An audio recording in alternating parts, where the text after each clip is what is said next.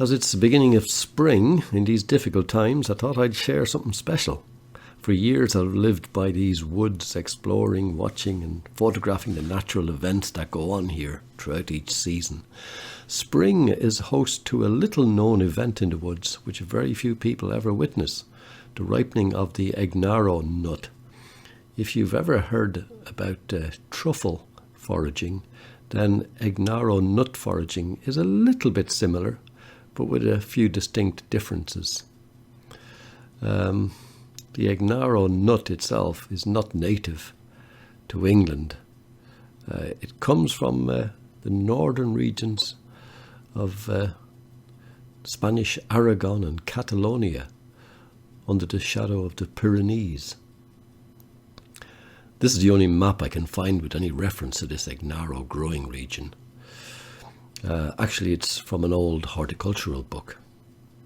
Anyway, it takes its name from the Spaniard Antonio Egnaro. He came from the little town of Cietamo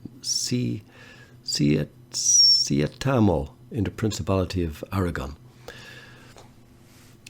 A good while after the Anglo-Spanish War ended, Antonio introduced the Egnaro to England in the 18th century, along with many other exotic nuts and fruits and what have you.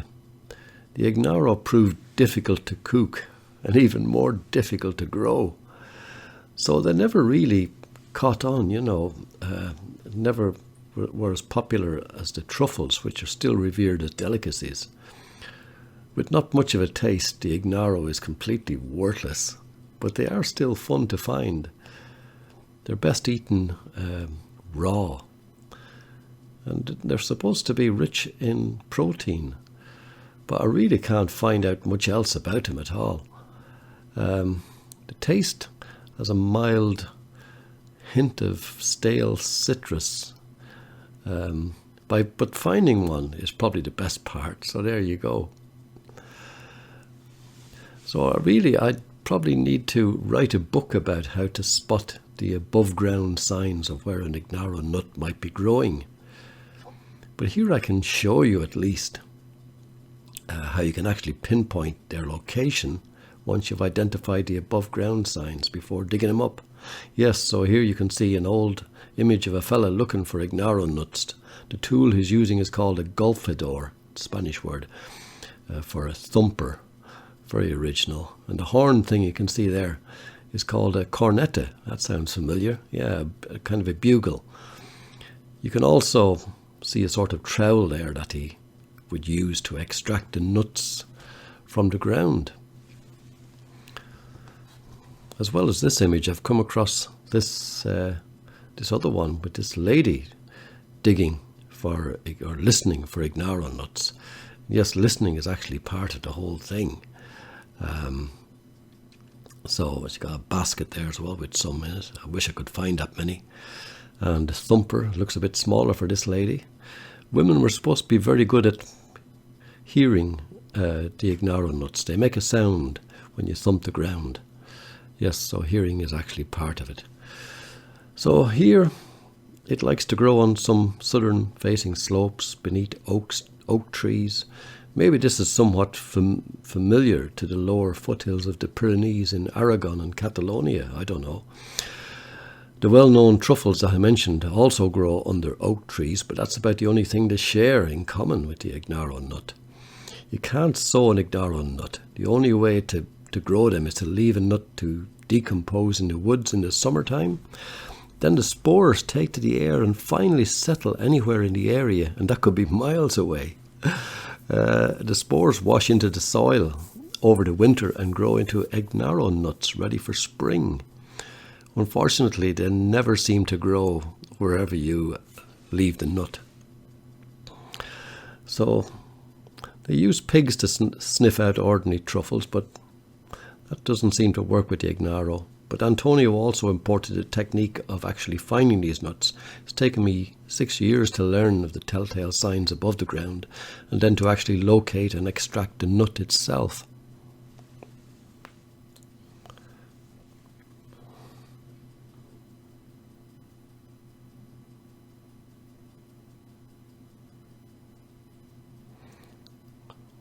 So I'm having a good look here. Now I'm listening. Instead of using a bugle or cornetto, I'm using a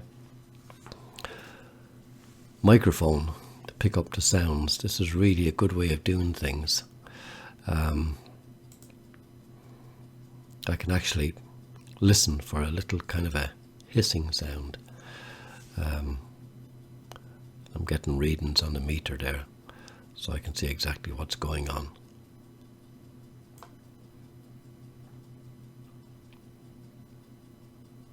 Yeah, there's something there, all right. Definitely something happening there.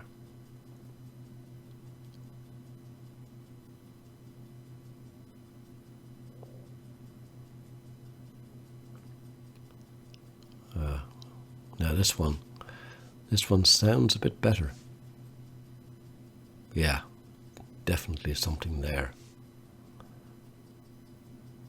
Yeah, and that's a pretty good reading as well. It's kind of a little sound coming up from the ground. It's absolutely fantastic when you first hear it. So, time to dig. And you can do this hundreds of times and find nothing.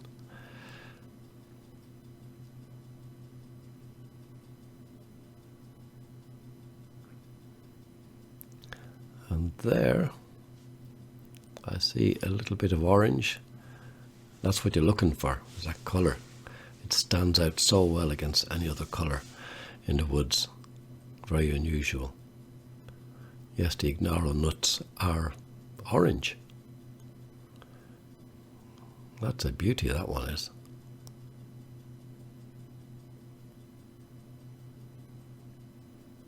Sometimes they're black underneath and they've gone off. But if you're in early spring, your chances of getting a good one are good. They're very tightly grown into the ground. They've expanded from a spore, so they take a little bit of getting out. That's why it's easier just to bring a little sharp trowel to extract them without damaging them. Ah, there we go. Wow. Yeah, no black on the bottom of it, I don't think. No, that looks good. Wow. That's a great find. Well, that's a good day's hunting for the Egnaro nut. Wow, it was brilliant. Glad you seen that.